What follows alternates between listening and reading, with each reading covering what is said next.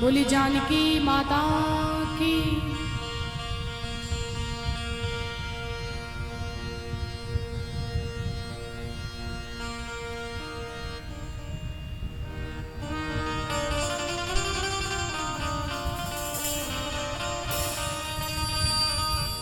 श्री राम राम रघुनंदन राम राम। श्री राम राम भरता ब्रज राम राम। श्री राम राम रण कर कसी राम राम। श्री राम राम शरणं भो राम राम।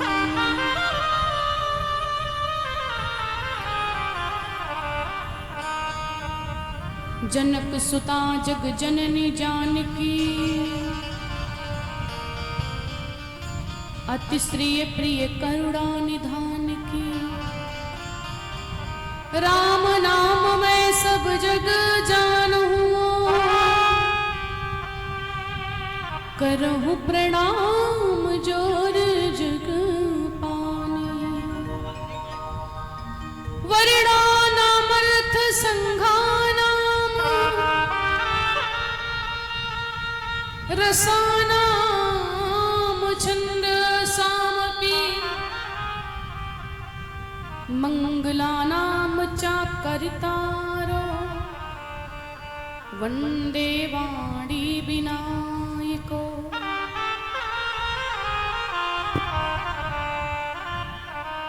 बोली सच्चे दरबार की, परमपिता परमेश्वर की, सतगुरुदेव भगवान की, बांके बिहारी लाल की।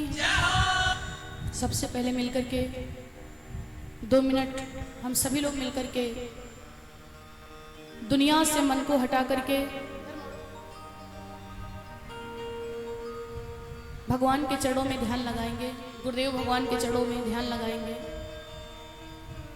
आज जो कुछ भी है ये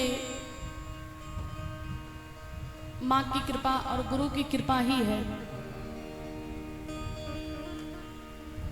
पूरे चरणों तीर्थों के फल, सारे तीर्थ के फल जो होते हैं वो गुरु के चरणों में होते हैं।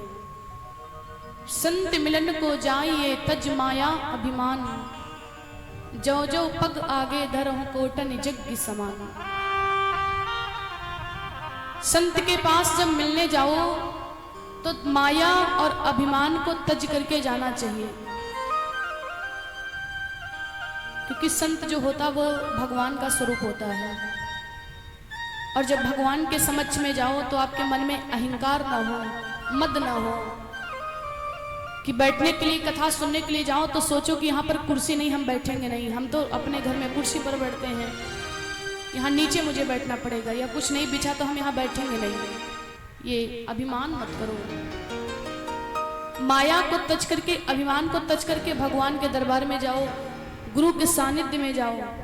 और अगर आप माया और अभिमान को तज करके जाते हैं तो जैसे जैसे एक एक पग गुरुदेव की तरफ रखेंगे ना, सतगुरु तरफ, आपको एक एक पग में कोटन यज्ञ के समान फल मिलेगा। संत मिलन को जाइए तज माया अभिमान। जो जो पग आगे धरहूं तो कोटन यज्ञ समान। सभी लोग अपने अपने गुरु को याद करके गाएंगे। बोली सतगुरुदेव भगवान की। सारे तीर्थ धाम आपके चरणों में।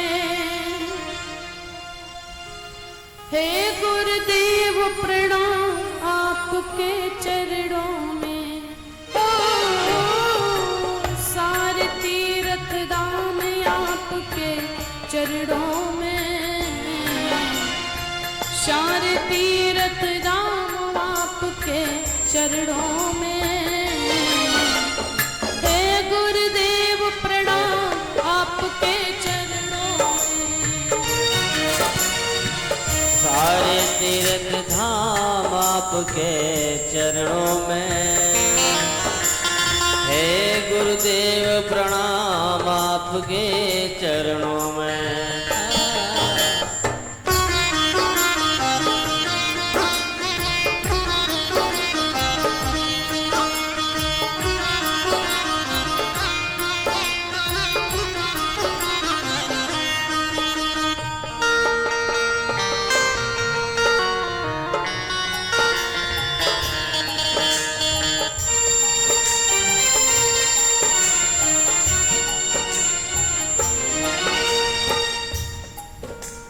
जन्म के दाता मात पिता है, आप कर्म के दाता हैं। कर्म के दाता हैं, आप कर्म के दाता हैं।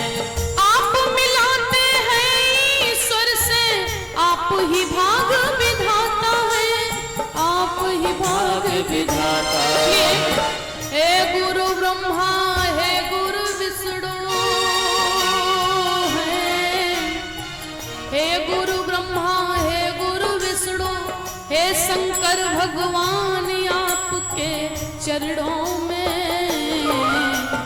हे गुरुदेव प्रणाम आपके चरणों में। हो सारे तीर्थ धाम आपके चरणों में। चरणों में। हे गुरुदेव प्रणाम आपके चरणों में।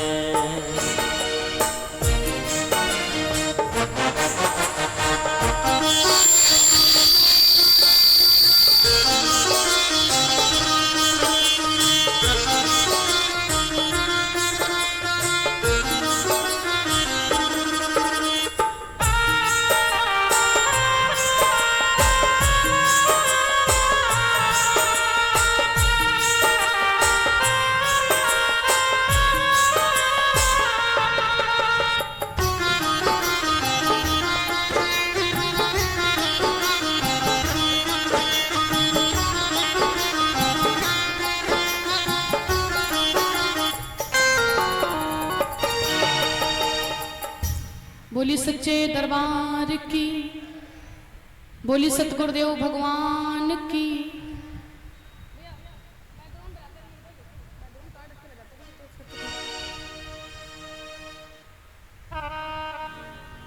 अभी आप लोग बड़ी विचित्र कथा के दर्शन कर रहे थे। मांगी नाव न केवट आना, कहे तुम्हार मरम में जाना। केवट के घाट पर जब भगवान पहुंचे तो भगवान ने नैया को मांगा कि भैया अब नैया को लेकर के आओ। तो केवट ने कहा नहीं, हम नाव को लेकर नहीं आएंगे। क्यों? क्योंकि मैं आपके मरम के बारे में जानता हूँ। क्या मरम है? क्योंकि केवट पूर्व जन्म का कछुआ है। अभी आप लोगों ने कथा को श्रवण किया। और इसके बाद में भगवान नैया गंगा को पार करके जब उस पार उतरने लगे तो आप लोग किसी टैक्सी में बस में बैठ करके जाते हो, तो जब आपका सफर हो जाता तो आप किराया देते हो, जो भी किराया होता है। भगवान किराए के रूप में केवट को वो मुद्रिका देने लगे, मैया की मुद्री देने लगे, अंगूठी देने लगे। तो केवट कहने लगा, हे प्रभु, मल्लाह कहीं मल्लाहों से मल्लाही लेते हैं भगवान, मजदूर कहीं मजदूरों से मजदूरी लेते हैं भगवान। ये आप क्या कर रहे हैं? एक मल्लाह कभी दूसरे मल्लाह से मल्लाही नहीं ले सकता है।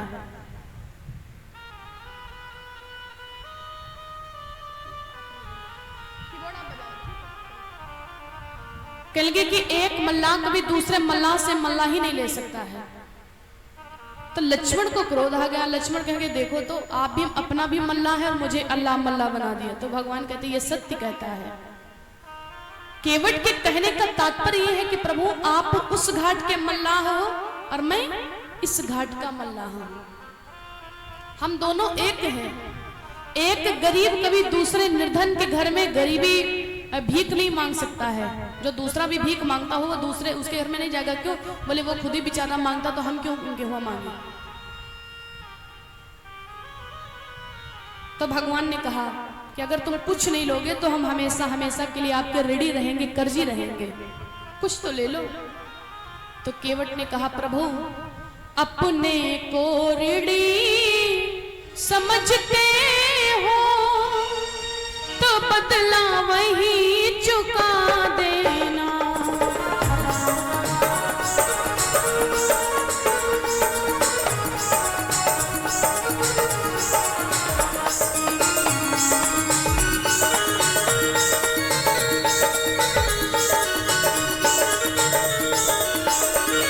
अपने को ऋणी समझते हो,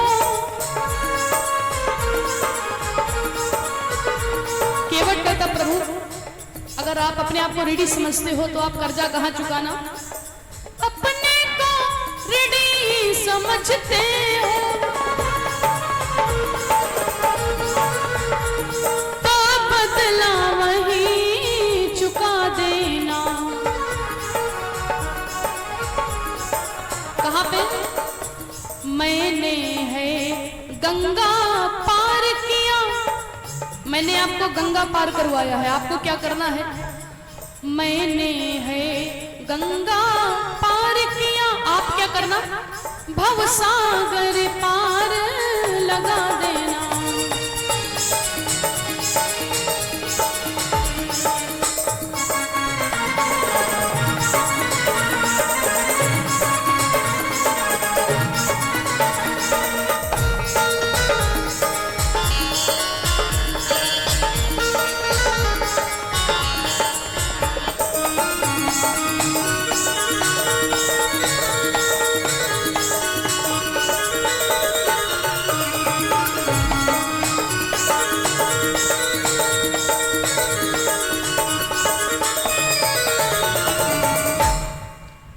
केवट कहता प्रभु अगर आप अपने आप को ऋणी समझते हो तो वहीं पर बदला चुका देना। मैंने आपको गंगा पार करवाया है और आप मेरा भवसागर पार लगा देना। ये केवट के मधुर वचन है।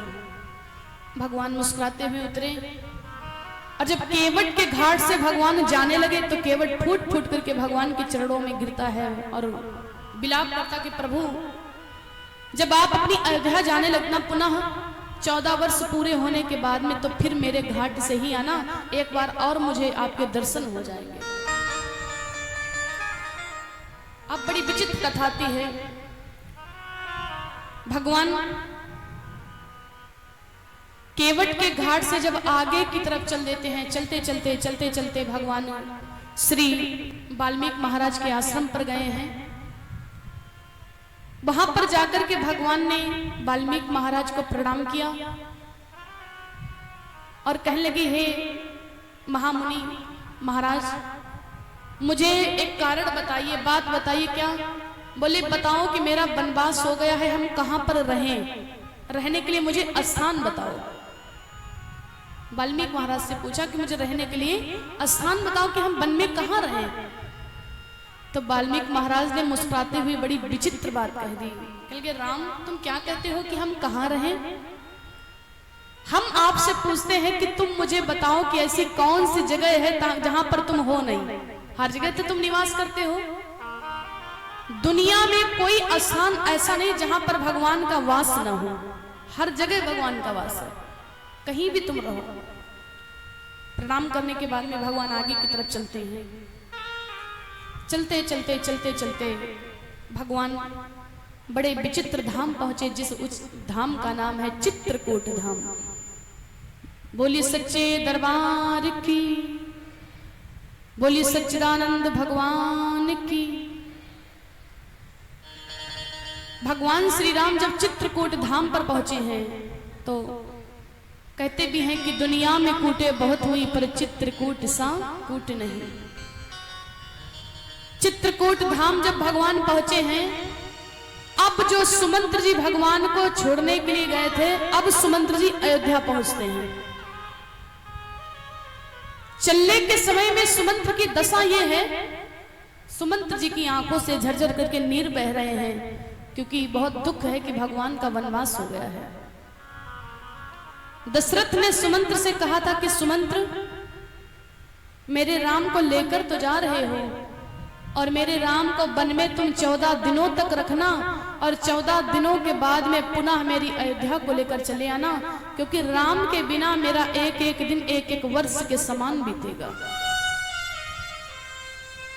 सुमंत्र जी चल देते, मन में सोचते हैं कि अब दशरथ को हम जाकर के क्या जवाब देंगे, क्या बताएंगे। दशरथ ने तो हमसे कहा था कि राम को लेकर के आना। सुमंत्र जी फूट फूट करके रोते हैं और चलने के समय में सुमंत्र जी की दशा ये है भक्तों, जैसे कोई पतिव्रता नारी ने पूरे जीवन भर अपने पति की सेवा किया हो, बच्चों की सेवा किया हो, सास ससुर की सेवा किया हो, वो सती हो, पतिव्रता नारी। और जब वो नारी बूढ़ी हो जाए, जब वो नारी वृद्धावस्था में पहुंच जाए, तो वृद्धा अवस्था में उस नारी के पति उसका त्याग कर दे, वो भी बिना गलती के। जो सोच उस नारी को होगी वही सोच आज सुमंत्र को हो रही है। फूट फूट करके सुमंत्र जी रोते हैं। जैसे किसी गरीब आदमी ने पूरे जीवन भर किसी के घर में मजदूरी किया हो, पूरा जीवन गुजर जाए और जीवन गुजरने के बाद में जब पूरा धन लेकर के गठरी में लेकर के अपनी घर की तरफ प्रस्थान करे और फिर चलते समय में उस गरीब आदमी की पूरे जीवन की गठरी वो मार्ग में गिर जाए। मार्ग में गिरने के बाद में जो सोच उस गरीब आदमी को होगी ना, वही सोच आज सुमंत्र को हो रही, जैसे राम रूपी गठरी गिर गई हो। सुमंत्र को बड़ी सोच हुई और सुमंत्र जी सोचते हैं कि हम दिन में अयोध्या नहीं जाएंगे। क्यों दिन में इसलिए नहीं जाएंगे कि पूरे अयोध्यावासी मेरा इंतजार करते कि छड़का कि सुमंत्र कब आए कब आए कब आए तो मेरे राम के दर्शन हो। रात हो गई, दीपक जलाने का समय हो गया और सुमंत्र जी घोड़े पर बैठ करके चल देते हैं। इधर पूरे अयोध्यावासी बैठे हैं भगवान के इंतजार में। जैसे सुमंत्र का रथ पहुंचा है भक्तों, आहा, पूरे अयोध्यावासी जैसे घोड़े की खटखटाने की आवाज सुनी, दौड़ते दौड़ते अपने घर से बाहर निकल करके आए। मुझे लगता है राम आ गए, राम आ गए, राम आ गए। सबके प्राण राम के लिए ही अटके हुए हैं। रथ पे जो घोड़े राम जी को भेजने गए थे ना, घोड़ों की ये दशा है कि घोड़े तो इतना रोते मानो आपस में बातें करते एक दूसरे से कि भैया, आज तक हम लोग कहीं भी जाते थे, कहीं भी जाते थे अपने राम को लेकर के तो सदैव मेरे राम जी मेरे साथ में आते थे, लेकिन आज कौन सी बात हो गई जो मुझे अकेले आना पड़ गया। सब रोते हैं। सांझ का समय है, सांझ का समय है। जैसे सुमंत्र का घोड़ा रथ पहुंचा है, सुमंत्र जी पहले कौशल्या मां के कच्छ में गए हैं। सोचते कि अगर दशरथ से कहेंगे कि हम राम को नहीं लाए हैं तो राम के विरह में दशरथ जी के प्राण टूट जाएंगे। इसलिए सुमंत्र जी पहले कौशल्या मां के कच्छ में गए और जैसे कौशल्या ने देखा सुमंत्र को, दौड़ती दौड़ती गई, सुमंत्र मेरे राम को लाए भैया, मेरे राम आया, मेरा लक्ष्मण आया, मेरी सीता आई। इस बात को सुनकर के सुमंत्र की आंखों से झरझर करके नैन बहने लगे। सुमंत्र के पास कोई जवाब नहीं है, मैं क्या बताऊं। सुमंत्र ने कहा मैया, मैंने राम को लाने की बहुत कोशिश की लेकिन भाई भगवान नहीं आए। इस बात को सुनकर के कौशल्या माता फूट फूट करके रोने लगी।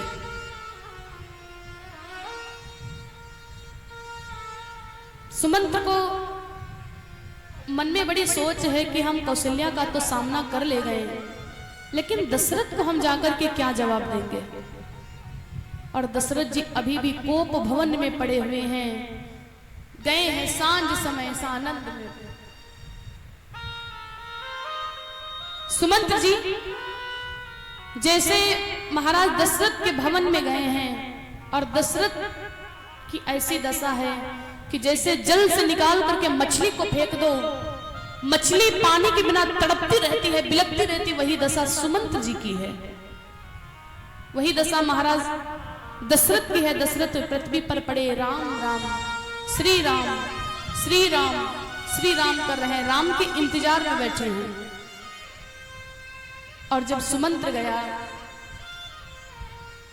जैसे सुमंत्र ने कहा कि महाराज मैं आपको प्रणाम करता हूं, मैं मंत्री सुमंत्र, जैसे सुमंत्र का नाम सुना दशरथ तो मूर्छित पड़े थे, लेकिन ऐसा लगा जैसे मरे हुए देह में फिर से प्राण आ गए हों। सुमंत्र जी का नाम सुनकर के दशरथ जी अतिशीघ्र खड़े हुए। अरे सुमंत्र, तुम आ गए और मेरा राम आया कि नहीं आया? जैसे राम का नाम लिया तो सुमंत्र जी ने हाथ जोड़ लिया कि मैंने लाने की तो बहुत कोशिश की, लेकिन राम नहीं आए। और जैसे ना आने का कारण सुना, राम राम कहीं, राम कहीं, राम राम श्री राम। कार्ड रख के बजाइए। तन पर हरि रघुबर भी रहे, राम गए सुरधाम। जैसे सुना कि राम नहीं आए, महाराज दशरथ राम राम राम राम राम राम कह करके दशरथ जी प्राणों को त्याग देते हैं, पृथ्वी पर गिर गए। मरने के समय में अगर प्राणी के मुख से सिर्फ एक बार राम शब्द निकल जाए तो वो सीधे बैकुंठ को जाता है। लेकिन जब दशरथ के प्राण टूटने लगे ना, तो दशरथ ने एक दो बार राम नहीं कहा है, आप गिनिएगा। राम राम कही, राम कही, राम राम श्री राम। 6 बार महाराज दशरथ ने मरने के समय में राम का उच्चारण किया है। तन पर हरि रघुबर बिरहि, राम गए सुरधाम।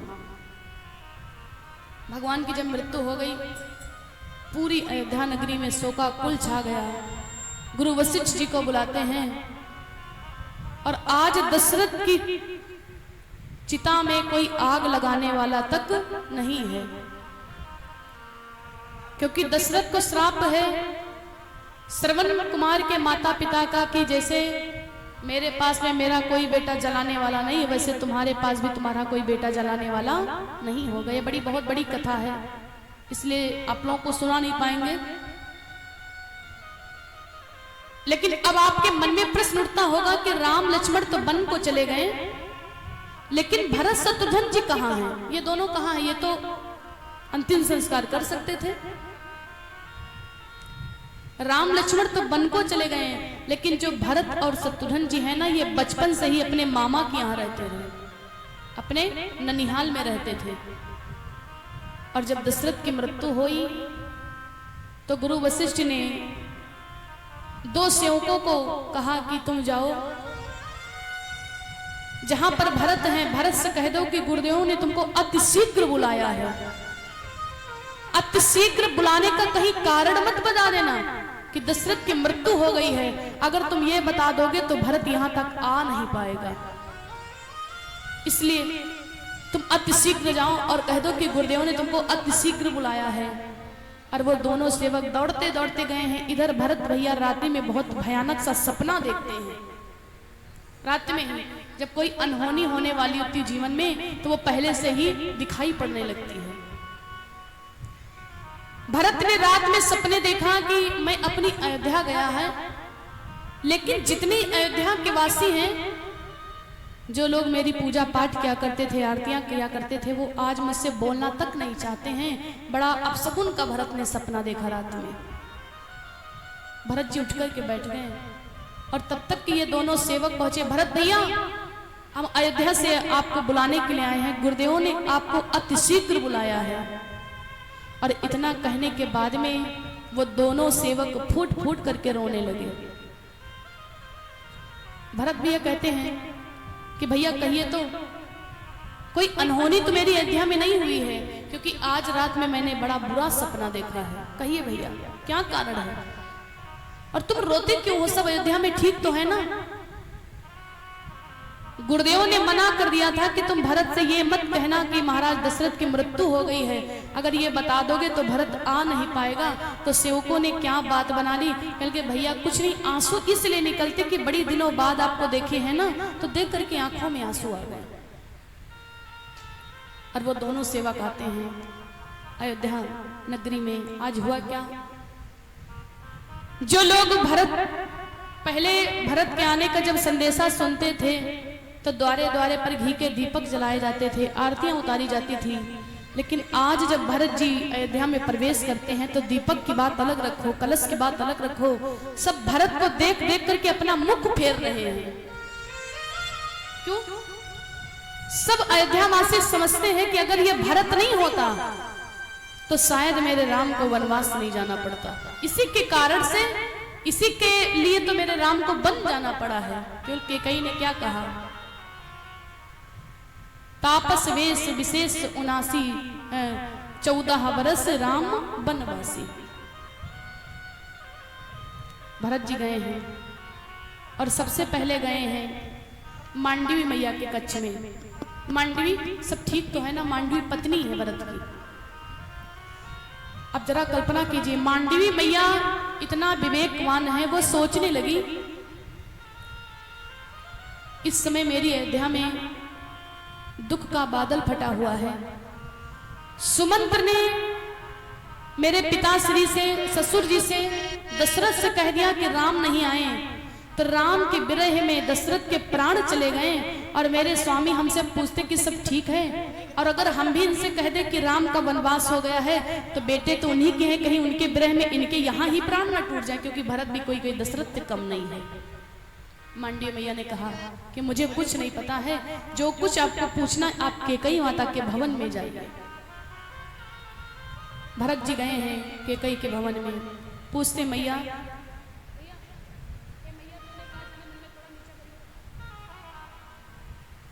बोली सच्चे दरबार की राम। भरत जी गए हैं और पूछ लगे मैया जब मैं पहले अयोध्या आता था तो सब लोग मुझसे हालचाल पूछा करते थे, बोला बतलाया करते थे, लेकिन आज मैं जब अयोध्या आ रहा था तो कोई मुझे देखना तक नहीं चाहता था। मैया कहिए सब ठीक तो है ना? सब मेरी अयोध्या में ठीक है, लेकिन अयोध्या में तो शोकाकुल छाया हुआ है। दुनिया में लोग कैकेयी माता को गलत कहते हैं, लेकिन राम के बन जाने में कैकेयी का कोई दोष नहीं है, क्योंकि बचपन में राम जी ने खुद माता से कहा था मैया राजकरण जब अवसर आई तब देहूं बनवास पठाई। ये काम और कोई नहीं कर सकता। बहुत बड़ी कथा है। लोग आज दुनिया में कैकेयी को दोषी ठहराते हैं, लेकिन जो माता कैकेयी में दोष झांकते हैं, मान लीजिए कि वो जड़ है, उसने कभी जीवन में सत्संग नहीं किया।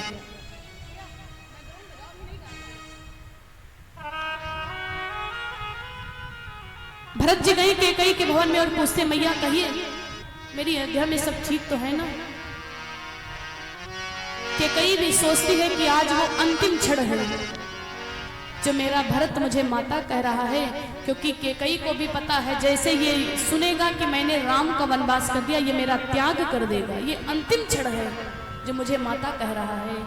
कैकेयी ने बहुत बर्दाश्त किया। मैया कहती बेटा तू बैठ, मैं तुझको सब कुछ बताऊंगी, एक एक बात बताऊंगी।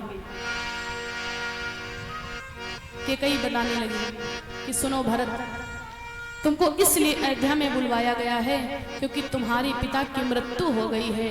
और जैसे मृत्यु का बात सुना महाराज भरत जी पृथ्वी पर गिर गए, केशों को नोचने लगे, फूट फूट करके रोने लगे, मैया ये क्या हो गया, ये क्या हो गया? राम भैया के हाथ में दिए बिना मेरे पिताजी मुझे छोड़ करके चले गए, ये कैसे हो सकता माँ? ये क्या, मैं इतना बड़ा अभागा हूं कि मरने के समय में भी एक बार अपने पिता के मुख को नहीं देख पाया, ये हो नहीं सकता है, ये क्या हो गया, ये कैसे हो गया? और अब कैकेयी कांपने लगी। कैकेयी माता कहती है कि दशरथ के प्राण इसलिए नहीं गए हैं, दशरथ के प्राण गए हैं राम की विरह में।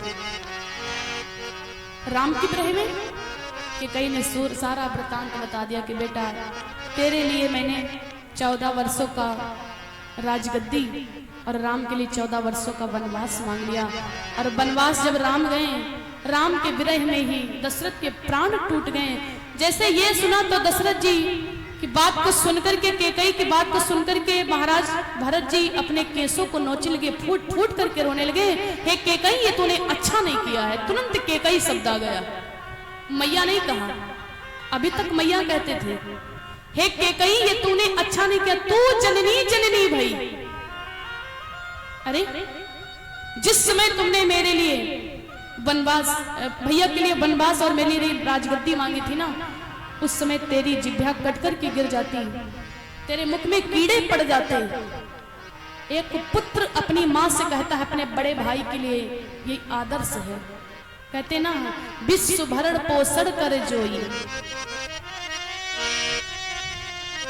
कैकेयी से कहते हैं भरत जी, ये तूने अच्छा नहीं किया है रानी, ये तूने अच्छा नहीं किया है। नीचे करो।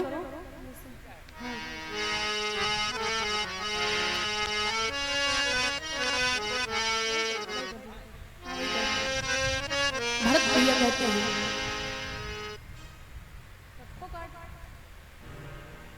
बोली सच्चे दरबार की।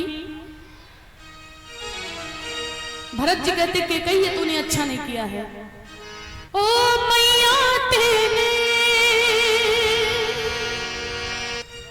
ओ मैया तेने काठा नहीं मन में, राम सिया भेज गई रे मन में। ओ मैया तेने काठा नहीं मन में, राम सिया भेज गई रे मन में। हठीले तेरे काठा नहीं मन में, राम सिया भेज गयो रे मन में।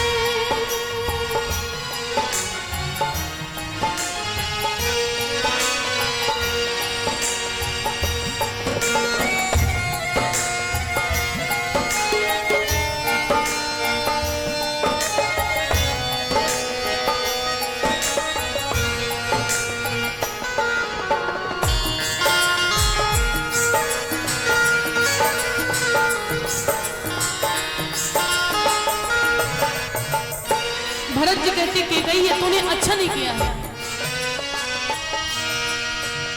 महला छोड़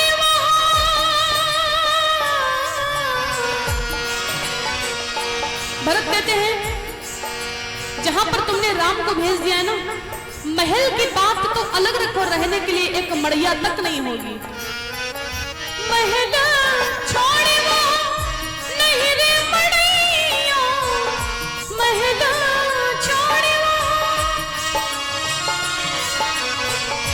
महला छोड़ नहीं रे मड़िया, सिया सुकुमारी संग दब भैया, कहावन वृक्ष तले अभिगत होई, कहावन वृक्ष तले अभिगत होई। तीनों में घन में राम सिया भेज गई रे मन में।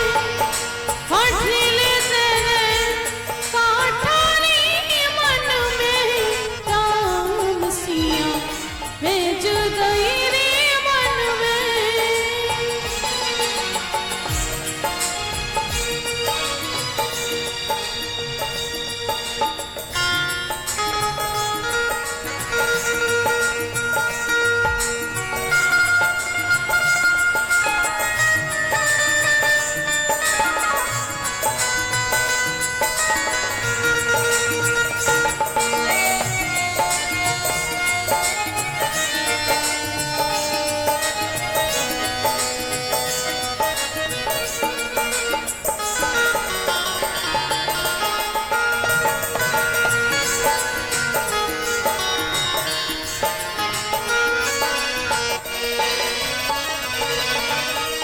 जग पे भरत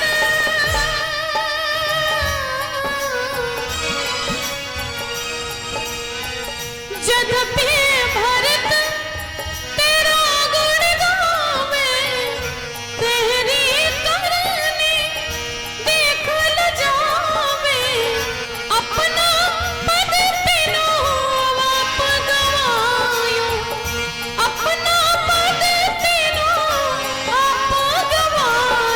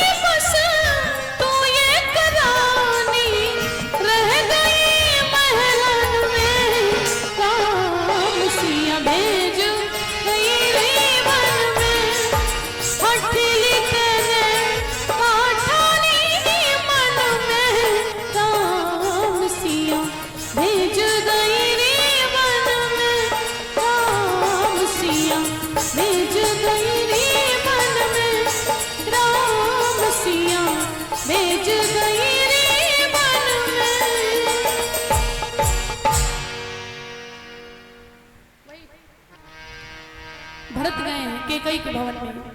हे मैया तेने का ठानी मन में, राम सिया भेज दियो बन में। केकई, जिस समय तुमने इस वरदानों को मांगा था तेरी जीभ किट करके गिर जाती, तो एक शब्द भी ना बोल पाती, तूने अपने पुत्र का वनवास कर दिया। कौशल्या की छिन गई वानी, रोई न सकी उर्मिल दीवानी। केकई, आज ही तेरा पुत्र भरत तेरा त्याग करता है और आज से तू मेरी माता नहीं है, क्योंकि मैं भी बहुत शर्मिंदा हूं जो तेरी कोख से मैंने जन्म लिया है। मैं क्या दुनिया वालों को मुंह दिखाऊंगा, आज से तू मेरी माता नहीं है और आज के बाद में भरत तेरे भवन में कभी नहीं आएगा। इतना कहने के बाद में भरत कौशल्या माँ के भवन में पहुंच गए और केकई माता पृथ्वी पर गिर करके फूट फूट करके रोने लगी, मेरा तो सब लुट गया, मेरा सब चला गया। केकई ने जितना त्याग किया है राम के लिए उतना दुनिया में कोई माता नहीं कर सकती है। फिर भी लोग केकई में दोष झांकते हैं कि केकई दोषी है। अरे दूसरे के पुत्र के लिए कौन नारी चाहेगी कि मेरा ही पुत्र मुझे छोड़ करके चला जाए या मेरा ही पुत्र मुझे माता कहने से इनकार कर दे। राम ने जब वरदान मांगा कि मैया जब मेरा राजा बनने का समय आए तो मेरा 14 वर्षों का वनवास कर देना, यह काम आपके सिवा कोई कर नहीं सकता है। और मैया जो मैं तुमसे वरदान को मांगा हूं ना, अगर इस वरदान को आपने पूरा कर दिया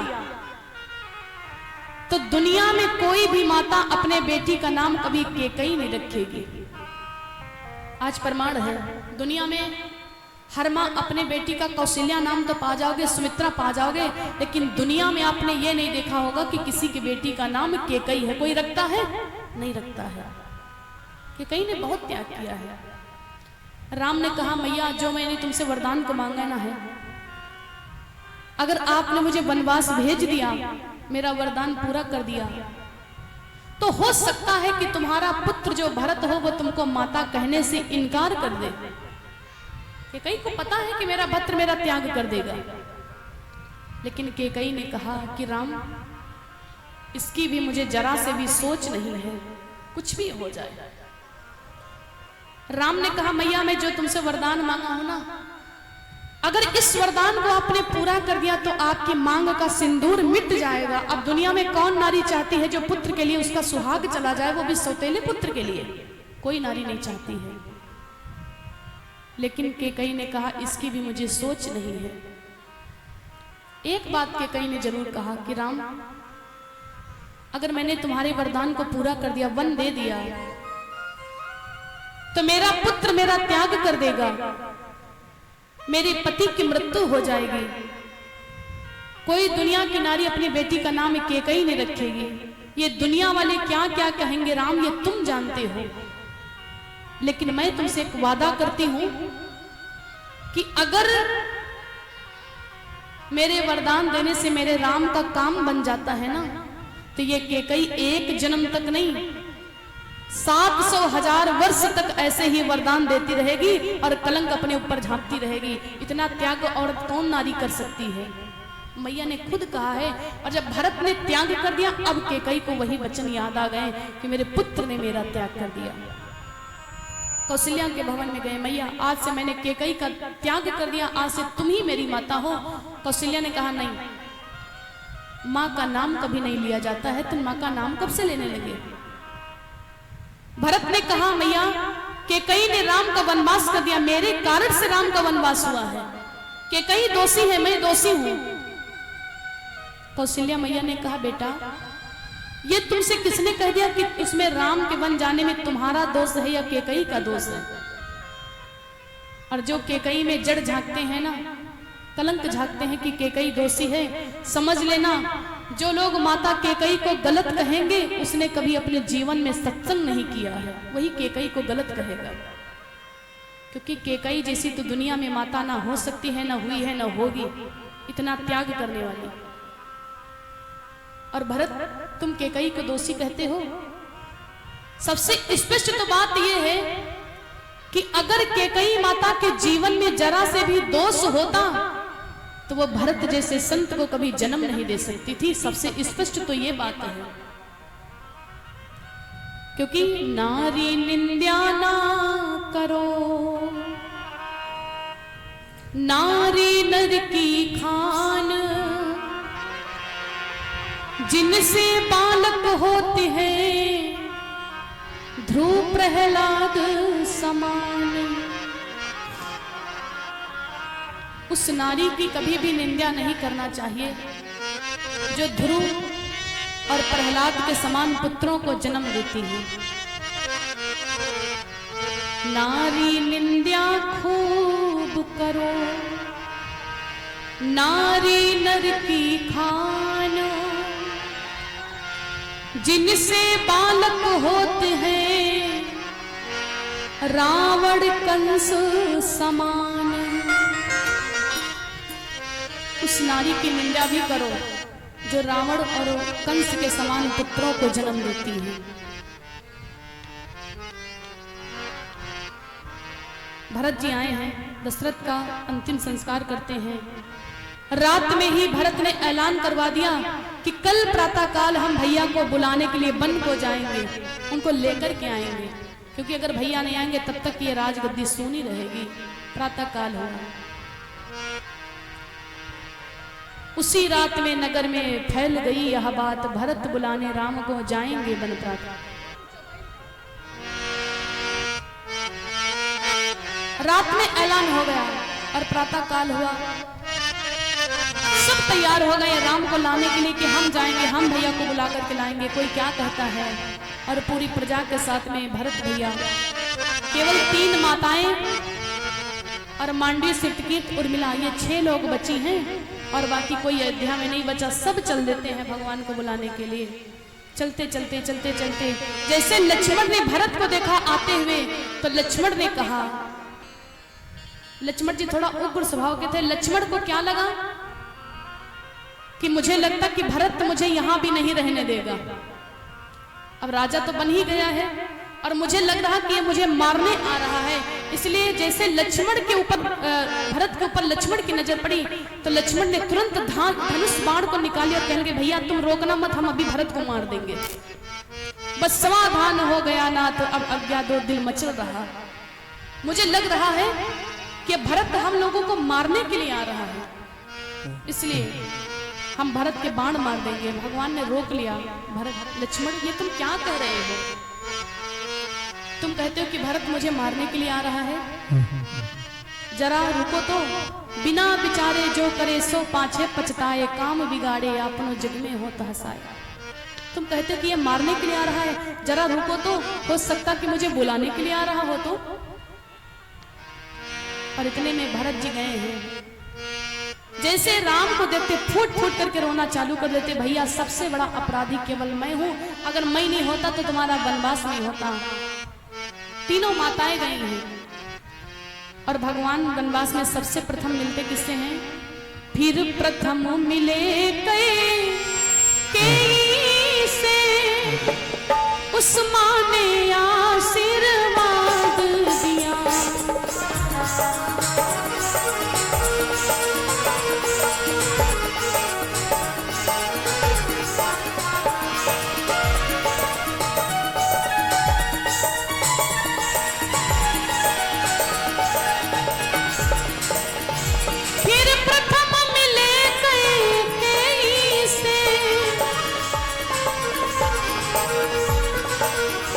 भगवान चित्रकूट में सबसे पहले मिलते किससे हैं? कैकेयी माता से, क्योंकि भगवान को भी पता है कि जितना कैकेयी माता ने मेरे लिए त्याग किया है उतना किसी माता ने नहीं किया, ना कोई कर सकता है। फिर प्रथम मिले कैकेयी से, फिर प्रथम मिले कैकेयी से, उस मां ने आशीर्वाद दिया, उस मां ने आशीर्वाद दिया। फिर सकुचा कर सच्चे मन से ममता का प्रसाद दिया।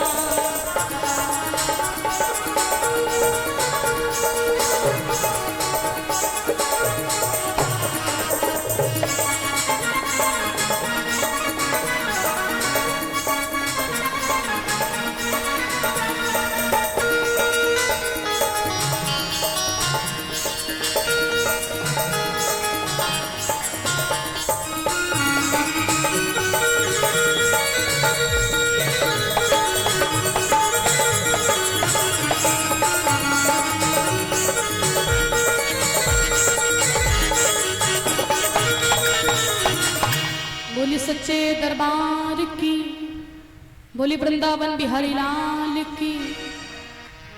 भगवान सबसे प्रथम माता कैकेयी से मिलते हैं, फिर कौशल्या माता से मिलते हैं, सबसे मिलते हैं। भगवान से भरत भैया कहने लगे कि प्रभु भैया आप यहाँ पर चले आए हो, और जिस दिन से आप चले वो राजगद्दी सूनी पड़ी है, गद्दी पर कोई बैठने वाला नहीं है, इसलिए आप चलो, मैं आपको बुलाने के लिए आया हूँ। तो भगवान ने कहा नहीं भरत, हम अभी अपनी अयोध्या को नहीं जा सकते हैं, क्योंकि धर्म के लिए मेरे पिता के प्राण गए हैं, और मैं अगर धर्म छोड़ दूं तो ये मेरा कर्तव्य नहीं कहता है। जब 14 वर्ष मेरे पूरे हो जाएंगे तो पुनः हम अपनी अयोध्या को चले आएंगे। बोली सच्चे दरबार की। भगवान ने कहा ये मेरा कर्तव्य नहीं कि अपने धर्म को छोड़ दें भरत। तो भरत भैया कहने लगे कि जब तक कि भैया आप चलोगे नहीं तो वो राज सिंहासन सूना पड़ा रहेगा। तो भगवान ने कहा नहीं, सूना नहीं पड़ा रहेगा, मैं आपको अपने खड़ाऊ देता हूं, तब तक के जाकर के तुम राजगद्दी पर मेरे खड़ाऊ रख देना। अब यहां पर फिर प्रश्न उठता है कि भगवान का जब वनवास हुआ है ना, तो भगवान पैदल गए थे, पैर में कुछ पहने नहीं थे, नंगे पांव गए थे, और जब आज भगवान खड़ाऊ देते हैं तो वो खड़ाऊ फिर कहां से आ गए? लेकिन जो खड़ाऊ है वो ताड़का राक्षसी के हड्डी के बने हैं। महाराज दशरथ ने वरदान, जब पानी पिलाया था दशरथ को, बहुत बड़ी इसकी कथा आती है। तो राक्षसी ने कहा कि मुझे एक वरदान दो। क्या? बोले 14 वर्षों तक मुझे राजगद्दी चाहिए। तब दशरथ ने वरदान दिया कि हाँ ठीक है, हम तुमको वरदान देते हैं, ये हम तो नहीं पूरा कर पाएंगे लेकिन मेरा पुत्र जरूर पूरा कर देगा, और जब मेरी मृत्यु हो जाएगी तो 14 वर्षों के लिए आप मेरी राजगद्दी पर बैठना। जो खड़ाऊ हैं वो लकड़ी के नहीं हैं, वो उसी राक्षसी के हड्डी के बने हुए हैं खड़ाऊ। भगवान श्री राम भरत जी को वही खड़ाऊ देते हैं, और भरत जी खड़ाऊ को पाकर के रोते हुए चल देते हैं। प्रभु कर कृपा बावरी धीरी, सादर भरत शीस धर लीन्ही, राम भक्त ले चला राम की निशानी, राम भक्त ले चला राम की निशानी।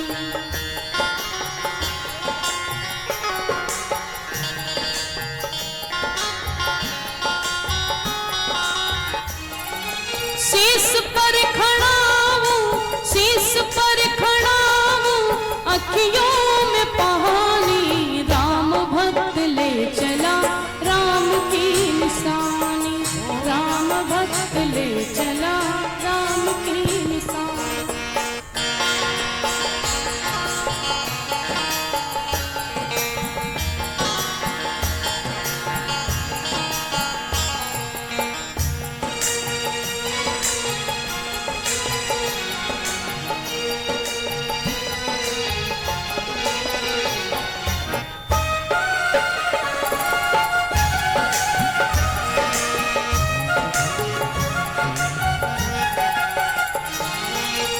शीस खड़ावा ले चलो ऐसे, शीस खड़ाऊं ले चला ऐसे, राम सिया जी संग हो जैसे, राम सिया जी संग हो जैसे, अब इनकी छाँव रहेगी राजधानी, राम भक्त ले चला राम की निशानी, राम भक्त ले चला रे राम की निशानी, निशानी राम भक्त ले चला राम की निशानी। राम भक्त ले चला रे राम की निशानी।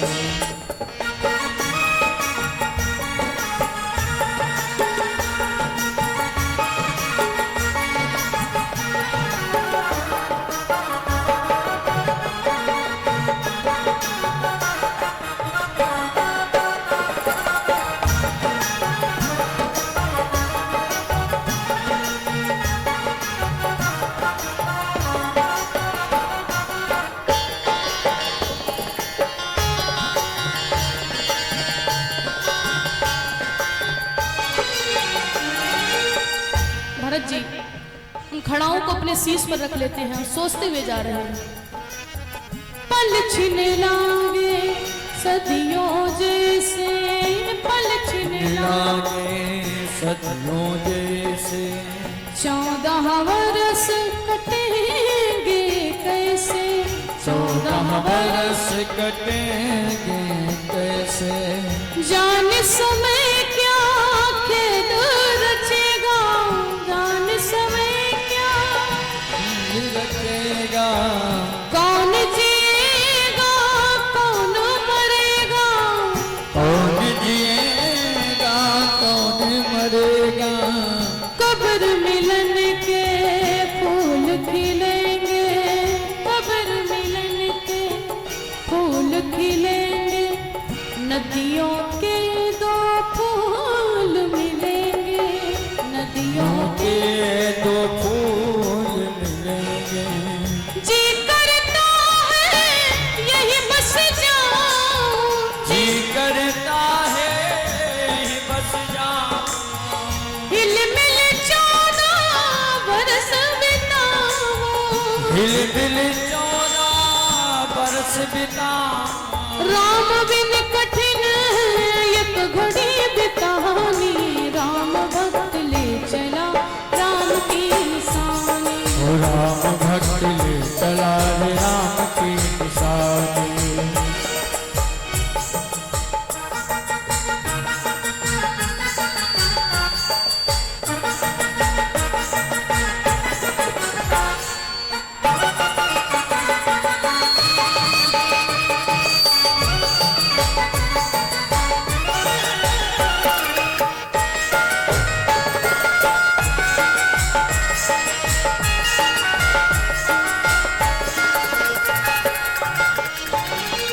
तन मन बचन उमंग मनोरंगा,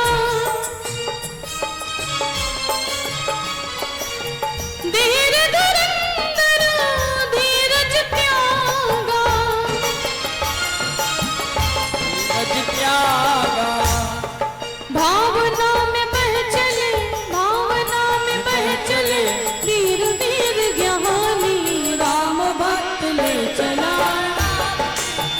निशानी, राम भक्त ले चला की निशानी, हर शीश पर खड़ा हूँ, शीश पर खड़ा हूँ, अखियों में पानी, राम भक्त ले चला राम की निशानी, राम भक्त ले चला राम की निशानी, राम भक्त ले चला राम की निशानी,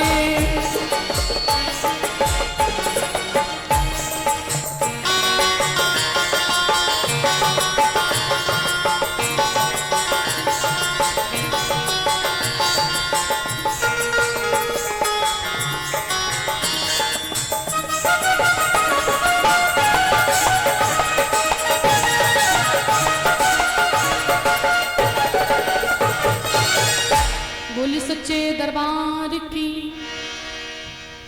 भगवान श्री राम को 14 वर्षों के राजगद्दी पर रखने के लिए खड़ाऊ दे देते हैं। प्रभु करी कृपा बावरी दीनी, सादर भरत शीस धर लेनी। भरत जी उन खड़ाओं को लेकर के आते हैं और राजगद्दी पर रख देते हैं। भगवान चित्रकूट धाम में 5 मास तक रखते हैं और 5 मास प्रभु तहां बिताए, दक्षिण दिशा चले रघुराए। स्वामी जी लिखते रामचरितमानस में, 5 मास प्रभु तहां बिताए, दक्षिण दिशा चले रघुराए। मास प्रभु का बिताई, दक्षिण दिशा चले नारायण।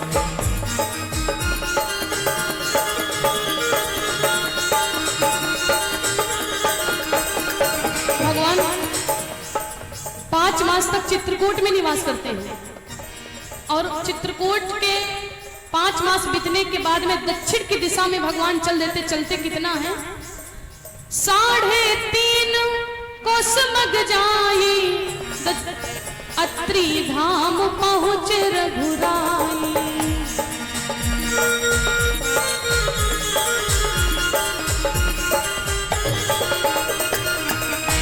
भगवान दक्षिण की दिशा में चित्रकूट धाम से 3.5 कोस आगे चलते हैं तो उनको अत्रि महाराज का आश्रम मिला, माता अनसुईया का आश्रम मिला। और जब अनसुईया के आश्रम पर माता सीता गई तो बाबा ने क्या लिखा है, अनसुईया के पद गई सीता, मिली बहोर सुशील विनीता। अनसुईया के पद गई सीता, मिली बहोरी विनीता।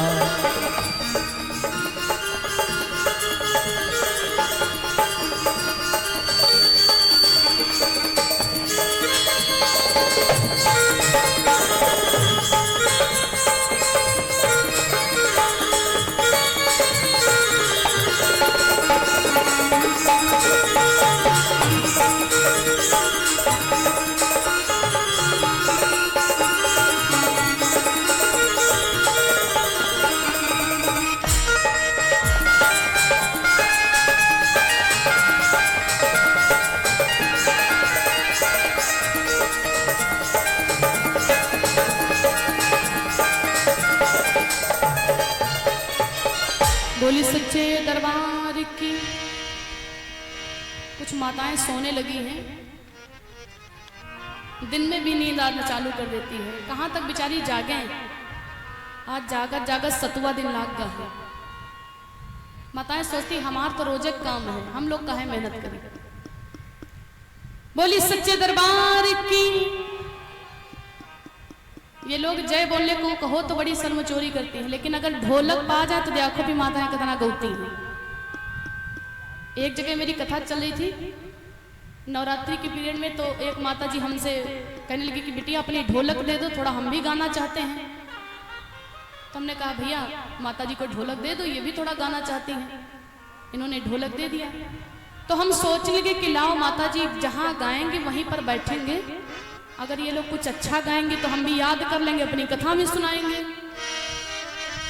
और हम जाए के हुए पर अपन चारपाई लगवा लें। तो माता जी गावे का अपने सैया का कराए देवे,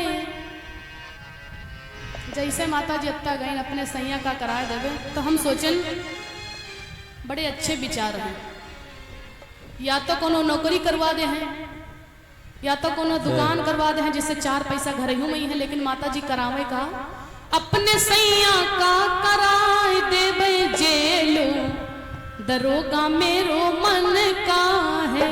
अपने सैया थोड़ा तेज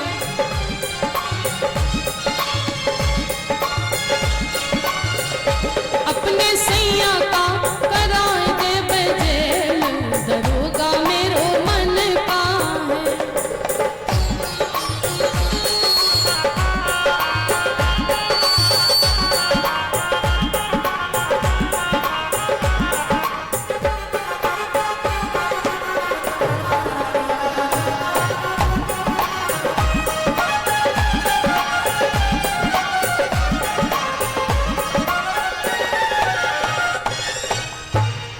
माता जी गावे का अपने सैया का कराए देवे, जेल दरोगा मेरे मन का। हम कहें माता जी काहे गावत हो, कहें काहे बिटिया का नहीं अच्छा लगा। हम कहें अच्छा हमका नहीं लगा, कहें काहे। हम कहें माता जी हमार कथा हो जा दियो, उसके बाद अपने सैया चाहे जेल कराए चाहे थाना, नहीं तो बीच में पुलिस आवे चालू हो जी है। तो ऐसे तो माताओं के गाना होते हैं। बोली सच्चे दरबार की, बोली दुर्गा माता की। सभी लोग हमारे साथ में मिलकर के गाएंगे। ज्योति से ज्योति जलाते चलो, ज्योति से ज्योति जलाते चलो, प्रेम की गंगा बहाते चलो, प्रेम की गंगा बहाते चलो। ज्योति से ज्योति जलाते चलो, ज्योति से ज्योति जलाते चलो, प्रेम की गंगा बहाते चलो, प्रेम की गंगा बहाते चलो।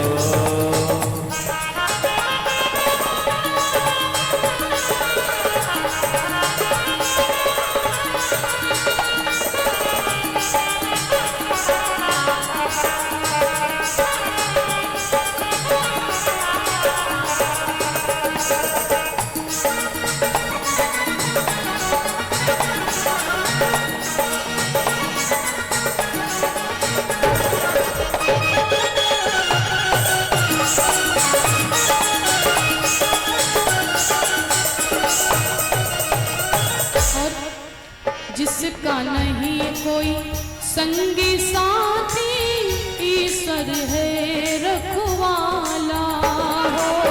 जिसका नहीं है संगी साथी ईश्वर है रखवाला। जो निर्धन है जो निर्बल है वो है प्रभु जी का प्यारा।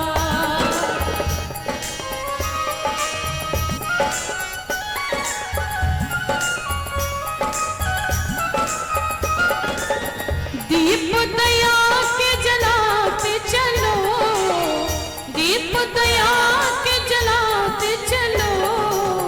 तो सभी लोग उठाएंगे हाथ बिल्कुल सीधा और कहेंगे क्या कि सब मिल प्रेम की गंगा चलो, प्रेम की गंगा बहाते चलो। इस ज्योति जलाते चलो, ज्योति जलाते चलो। सब मिल प्रेम की गंगा बहाते चलो, प्रेम की गंगा बहाते चलो। राह मियां ये जो दीन दुखी, राम आए जो दीन दुखी। सबको गले से लगाते चलो, सबको गले से लगाते चलो। सब मिल प्रेम की गंगा बहाते चलो। आज प्रेम की गंगा बहाते चलो, प्रेम की गंगा बहाते चलो, सब मिल प्रेम की गंगा बहाते चलो। बोली सच्चे दरबार की जय हो, बोली श्री रामचंद्र भगवान की। जय हो। भगवान चित्रकूट धाम में रहते 5 मास तक। 5 मास प्रभु तहां बिताए और फिर दक्षिण दिशा चले रघुराई। दक्षिण की दिशा में भगवान चलते कितना चलते 3.5 कोस मग जाई तो अत्रि धाम पहुंचे रघुराई। आप चित्रकूट धाम से जब 3.5 कोस आगे बढ़ोगे दक्षिण की दिशा में तो आपको माता अनसुईया का आश्रम मिल जाएगा। जब वहां पर पहुंचे भगवान तो स्वामी जी ने एक चौपाई क्या लिखा, अनसुईया के पद गही सीता मिली बहोर सुशील विनीता। बहोरी का मतलब होता है दोबारा, बहोरी का मतलब होता है दोबारा। सीता मैया की मुलाकात आज पहली बार हो रही तो दोबारा शब्द क्यों आया? बहोरी का मतलब होता दोबारा। ये सत्य है क्योंकि एक बार आज मुलाकात हो रही और एक बार माता की पहले हुई थी जब लक्ष्मी के रूप में ये थी। तीनों देवियां माता अनसुईया की परीक्षा लेने के लिए भेजती। बहुत बड़ी कथा आती है, त्रेता युग के द्वापर युग की कथा है। ब्रह्माणी पार्वती और लक्ष्मी माता ब्रह्मा विष्णु महेश को परीक्षा लेने के लिए भेजती कि दुनिया में कौन सती है। फिर माता अनसुईया तीनों देवताओं को छोटे छोटे बालक बना देते हैं, आपको पता होगा 6-6 महीने के। तो एक मुलाकात तब हो गई और वहीं हुई रमाई रमापति सीता मिली बहोरी सुशील विनीता। वही लक्ष्मी इस जन्म में सीता है और जब चरणों को पखारा तो लिखा मिली बहोरी सुशील विनीता। अनसुईया के आश्रम पर पहुंचते हैं, पूरा वृतांत भगवान ने बताया। अनसुईया माता सीता माता से कहती कि बेटी तुम वनवास जा रही हो, इसलिए मैं तुमको कुछ बातें बताती हूँ, उनको पालन करना। देखिए माताओं के लिए बहुत योग्य बातें हैं। अनसुईया माता बड़ी सुंदर सुंदर सीता से बातें बताती कि बेटी तुम वन जा रही हो और वन में अनेक प्रकार के राक्षस रहते हैं। सीता दुनिया में 4 प्रकार की नारियां होती हैं, 4 प्रकार की नारी होती है। उसमें सबसे प्रथम में वो नारी होती है उत्तम के देखत कैसे। दुनिया में 4 प्रकार की नारी होती हैं, उसमें उत्तम कि अस बचन मन माही सपने आन पुरुष को नाही। प्रथम नंबर पे वो नारी आती हैं जो अपने पति को छोड़ करके किसी दूसरे पति के बारे में सपने में भी नहीं सोचती हैं। वो पहले प्रथम पे नारी आती हैं, वो सती होती हैं, क्योंकि अनसुईया माता क्या है? सती हैं। माताएं बृहस्पतिवार के दिन वो सतियों का जो व्रत होता, हमारे उधर तो दुर्दुरैया बोलते हैं, आपके यहाँ भी कुछ बोलते होंगे, गुड़ और चना ये सब लेकर के लैया वैया में खिलाती हैं। ये अनसुईया माता का ही व्रत है। मैया कहती बेटी 4 प्रकार की नारियां होती हैं। सबसे प्रथम में वो नंबर आता है नारियों का जो अपने पति को छोड़ करके किसी दूसरे पति के बारे में सपने में भी नहीं सोचती है, वो प्रथम नंबर पे आती है। मध्यम के असबचन मनमाही सपने आन पुरुष को नाही। और दूसरे नंबर पर वो नारी आती है जो अपने पति को छोड़ करके दुनिया के जितने भी पुरुष हैं सबको अपना पुत्र और अपना भाई समझती हैं। वो दूसरे नंबर पर नारी आती है। और सीता तीसरे नंबर पर वो नारी आती हैं जो दिखावटी प्रेम करते अपने पति के सामने ऐसा उनको एहसास करवाती है कि हम आपसे ज्यादा किसी को मानते नहीं हैं, हम आपकी अर्धांगिनी हैं, आपके ही सब कुछ हैं। लेकिन पति के ना रहने पर गलत व्यवहार करती हैं, किसी पराये पुरुष के साथ में गलत व्यवहार करती हैं, सास ससुर की सेवा नहीं करती हैं, बच्चों को जन्म तो दे देती लेकिन बच्चों की देखभाल नहीं करती हैं। वो नारियां तीसरे नंबर पर आती हैं। और सीता चौथे नंबर पर वो नारी आती हैं जो अपने पति को छोड़ करके दूसरे पति के साथ में जीवन यापन करती हैं। विवाह तो कर लेती हैं, विवाह करने के बाद में दूसरे आदमी के साथ में संबंध बनाती हैं और उनके साथ में जीवन यापन करती हैं, बच्चों की देखभाल नहीं करती हैं। तो सीता वो नारियां अगले जन्म में जब उनका विवाह होता कुंवारेपन में ही वो विधवा हो जाती है। मैं नहीं, ये शास्त्र कहता है कि जो नारियां विवाह करने के बाद में अपने पति को छोड़ करके दूसरे पति के साथ में गलत व्यवहार करती हैं, पति की सेवा नहीं करती हैं, वो इस जन्म में तो नहीं लेकिन अगले जन्म में युवा अवस्था में ही विधवा हो जाती हैं। ये अनसुईया माता बताती हैं। 4 प्रकार की देवियां होती हैं। इसलिए बेटी तुम जंगल में जा रही हो, तुमको देखना है, देखभाल करके रखना है। अत्रि महाराज भी बहुत सुंदर सुंदर बातें राम को बताते हैं। और इसके बाद में संवाद होने के बाद में भगवान श्री राम पंचवटी की तरफ प्रस्थान करते हैं। बोलिए सच्चे दरबार की। पंचवटी में पहुंच गए, प्रणकुटी को बना लिया और वहां पर एक दिन सुंदर सुंदर फूलों को लेकर के भगवान एक बार चुन कुसुम सुहाए, निज कर भूषण राम बनाए, सीत ही पहिराए प्रभु सादर, बैठे शिला अति सुंदर। भगवान पुष्पों का श्रृंगार करते हैं और सीतों का श्रृंगार करते हैं फूलों से। लेकिन जो जयंत है, जब जयंत ने देखा कि भगवान अपने नारी का श्रृंगार करे तो जयंत के मन में शंका हो गई कि ये भगवान नहीं हो सकते हैं जो नारी का श्रृंगार करते। तो जयंत ने क्या क्या, सीता मैया के चरण में चोंच का प्रहार कर दिया। भगवान अपना शीश रख करके मैया के जंघाओं पे लेटे हुए थे और जब मैया के शरीर से रक्त बहा तो भगवान जान गए और भगवान ने तुरंत जयंत के पीछे ही एक बाण छोड़ दिया। वो जयंत तड़पता हुआ बिलकता हुआ जा रहा कि कोई मेरी रक्षा करे, त्राहिमाम त्राहिमाम त्राहिमाम, कोई मुझे इस बाण से बचा ले। लेकिन जब नारद ने देखा तो स्वामी जी क्या लिखते हैं, नारद देखो विकल जयंता, लागी दया कोमल चित संता। राम सिया राम सिया राम जय जय राम, राम सिया राम जय जय। नारद देखो विकल जयंता, लाग गया कोमल चित संता।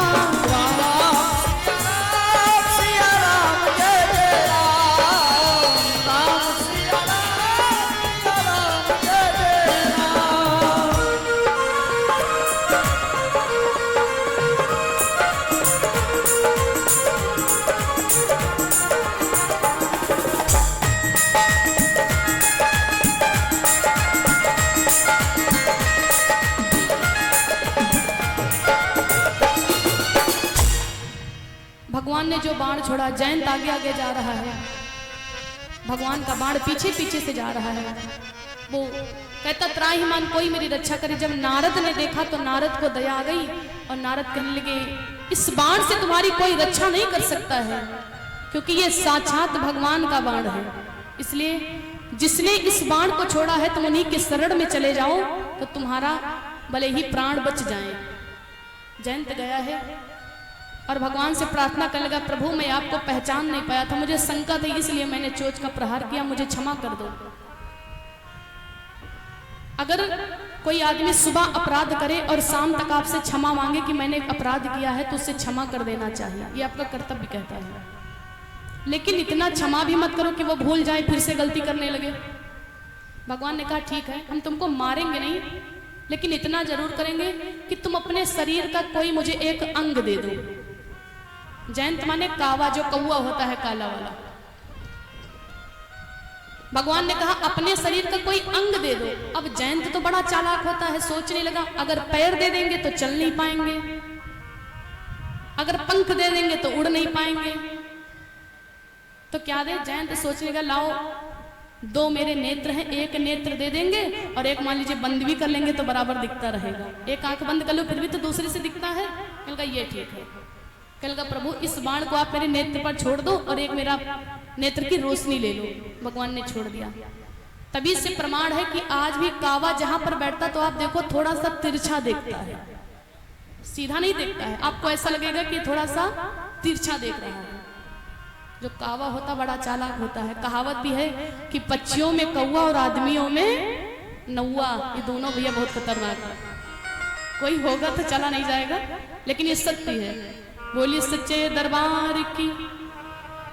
जयंत का प्रसंग यहीं पर विराम हुआ और उसके बाद में भगवान दंडक वन पहुंचते हैं। अब एक दिन की बात है, रावण की भगनी शूर्पणखा आई उस ओर घूमने को। शूर्पणखा आई उस गाते घूमने को।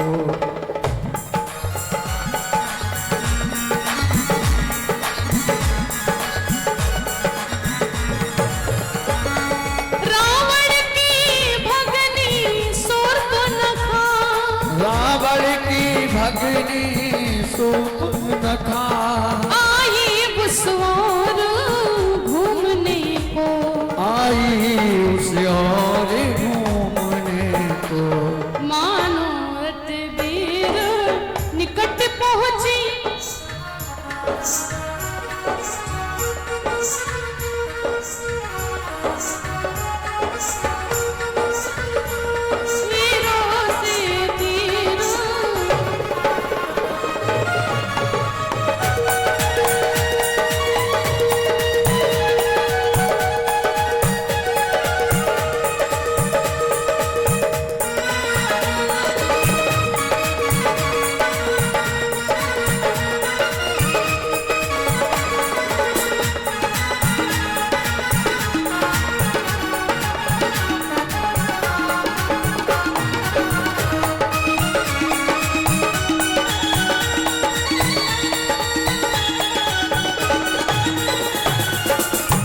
बोली सच्चे दरबार की।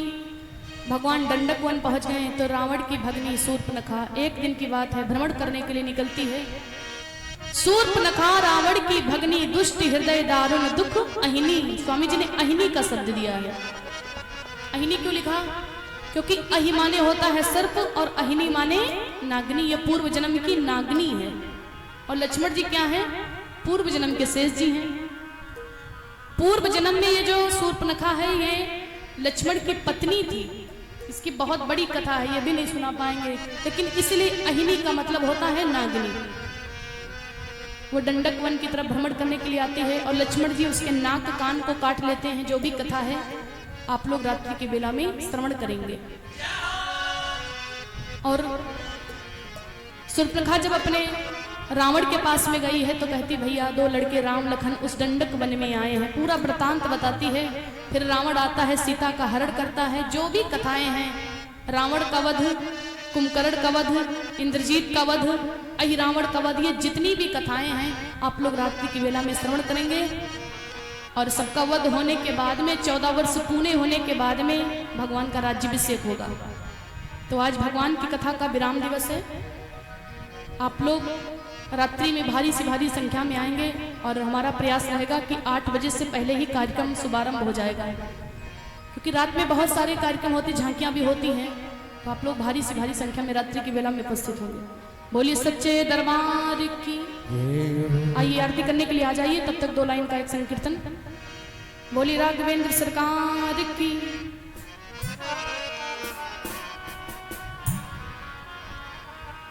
हाथ में त्रिशूल गरवा,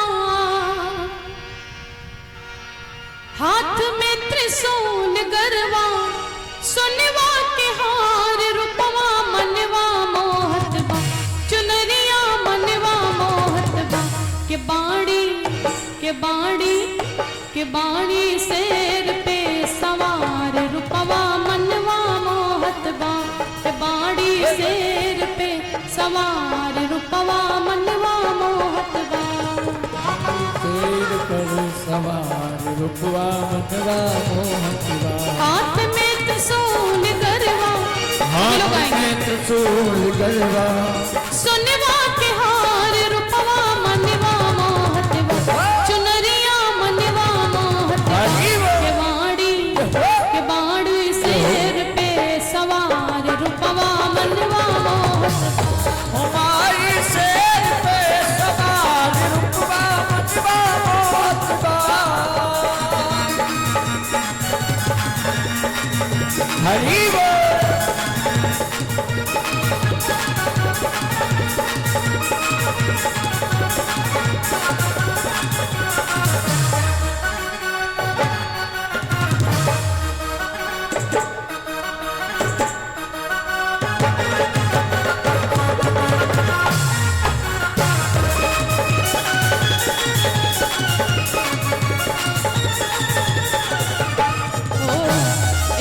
हाथ चक्र दूजे सोहे, एक में बजाइए।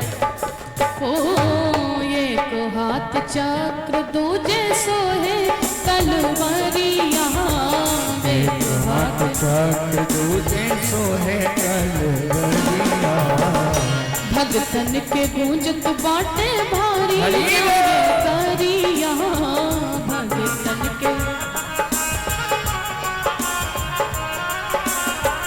एक हाथ चक्र दूजे सोहे तलवारिया, एक हाथ चक्र दूजे सोहे तलवारिया, भगतन के गूंजत बाटे भारी जय करिया। और एक हाथ ओम धारे, हाथ ओम धारे, के सिंगार रूपवा मनवा मोहत बा, चुनरिया मनवा मोहत बा, की बाड़ी शेर पे सवार रूपवा मनवा मोहत बा। ओ बाड़ी शेर पे सवार रूपवा मनवा मोहत बा।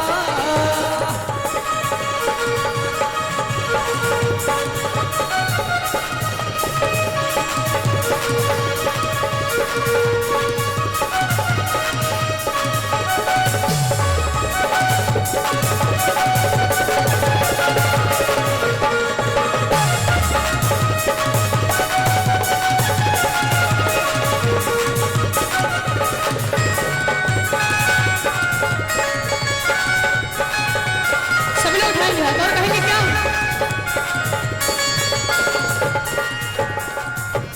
ओ मुझे अपनी नैया का, मुझे अपनी नैया का पतवार चाहिए, एक बार तेरा मुझे प्यार चाहिए, एक बार तेरा मुझे प्यार चाहिए माँ, एक बार तेरा मुझे प्यार चाहिए माँ। हरि बोल।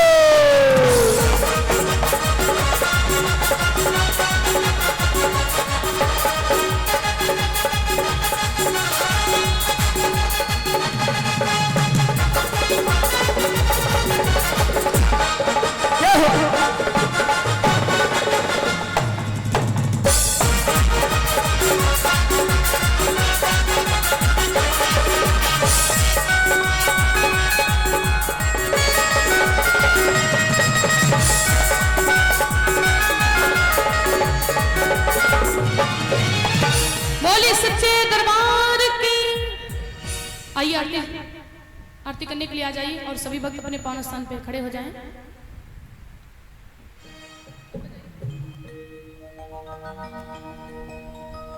और आज कथा का विश्राम दिवस है। रात्रिकालीन वेला में ठीक 8 बजे से और 11 बजे तक प्रभु की कथा चलेगी। जो भी भक्त लोग ये 7 दिनों में नहीं आ पाए हैं उनसे निवेदन है आज विश्राम दिवस की कथा में अधिक से अधिक संख्या में आकर के प्रांगण में उपस्थित हों और प्रभु की मंगलमय आरती श्रवण कर अपने जीवन को कृतार्थ में करें। कहा गया है जब हमारे यहाँ पर जन्म जन्मांतर की कृपा होती है, ऐसे सुंदर अनुष्ठान हमारे आपके जीवन में, हमारे आपके ग्राम, हमारे आपके कस्बे में हुआ करते हैं। पावन श्री राम कथा का 7 दिवसीय आयोजन आज अपने विश्राम की तरफ पहुंच रहा है। सभी भक्त लोग अधिक से अधिक संख्या में पहुंचकर और सहयोग कर इस कार्यक्रम को पूर्ण करें। जय सिया राम, सीताराम। बोले सच्चे दरबार की। जो जला दिया थाली में कपूर रख के, माँ कपूर रख के, माँ कपूर रख के, जो जला दिया थाली में कपूर रख के, माँ कपूर रख के, माँ कपूर रख के, जो जला थाली में कपूर रख के, माँ कपूर रख के, माँ कपूर रख के। वो पहली आरती दुर्गा की उतारू जय माँ।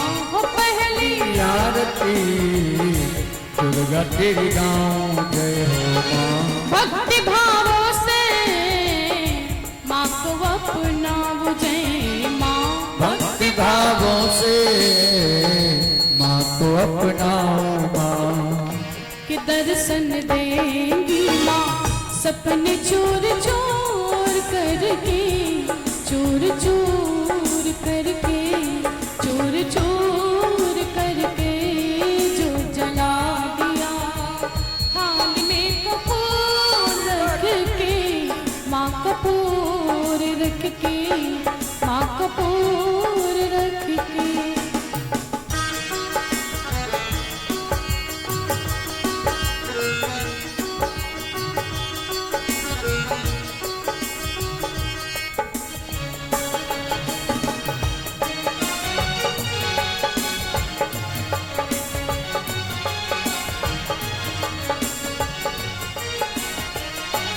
दूसरी आरती काल की उतारू जय माँ। दूसरी आरती काल के उतारो जय हो माँ। भक्ति भावों से माँ को अपनाओ जय माँ।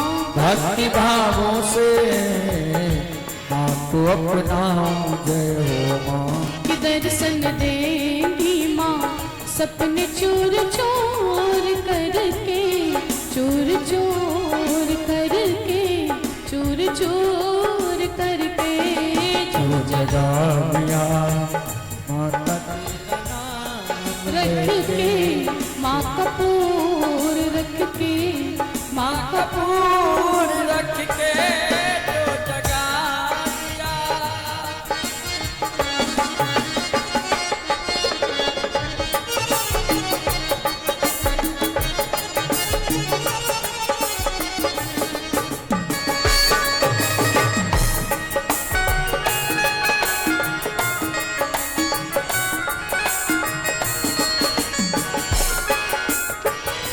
तीसरी आरती गंगा की उतारू जय माँ।